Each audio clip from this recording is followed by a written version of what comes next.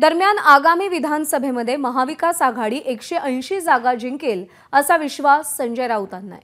काय म्हणाले ते या संदर्भात पाहूया। आई बाबा होण्याचे स्वप्न अजून पूर्ण झाले नाहीत का? आई बाबा होण्याचे तुमचे स्वप्न पूर्ण करा अपोलो फर्टिलिटी द्वारे। मोफत सल्ल्यांसाठी कॉल करा 9953 959370। आम्ही सगळे एकमेकांचं कौतुक करतो। आमच्या मनामध्ये कोणाविषयी कटुता नाही, काही नाही। या राज्याचं नेतृत्व महाविकास आघाडीकडेच यावं भविष्यात, ही आमच्या तिघांची भूमिका आहे। आणि त्याच उद्देशाने माननीय उद्धवजी बोलले की तुम्ही कोणीही उमेदवार मुख्यमंत्री पदाचा चेहरा द्या, उद्धव ठाकरे त्यांना पाठिंबा देतील। उद्धवजींच्या भूमिकेनुसार चेहरा असलेला बरा, लोक चेहऱ्याला पाहून सुद्धा आपलं मत बदलतात। जर राहुल गांधी यांचा चेहरा वेळीच पुढे आला असता प्रधानमंत्री पदासाठी, तर मला खात्री आहे अजून 25 ते 30 जागांवरती फरक पडला असता। 62 जागा आहेत,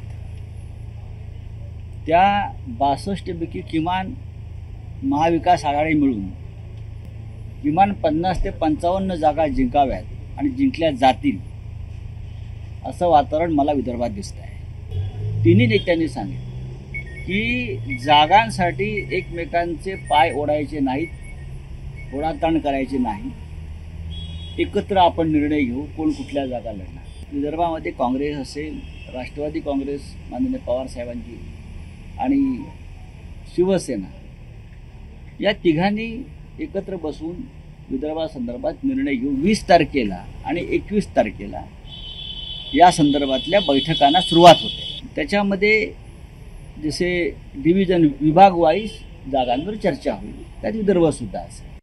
महाराष्ट्रामध्ये 40 हे सगळे भाजप मिळून शिवसेना, काँग्रेस आणि राष्ट्रवादी आम्ही 175 ते 180 जागा 100% जिंकतो। या सर्वेवरती विश्वास ठेवू नका। हे सर्वे जे आहेत, हे जे सर्वे येत आहेत, हे लोकांना गुमराह करण्याचा प्रकार असतो। हे त्यांचं काम सुरू झालं याचा अर्थ महाराष्ट्रातले सत्ताधारी पराभूत होत आहेत। एबीपी माझा, उघडा डोळे बघा नीट।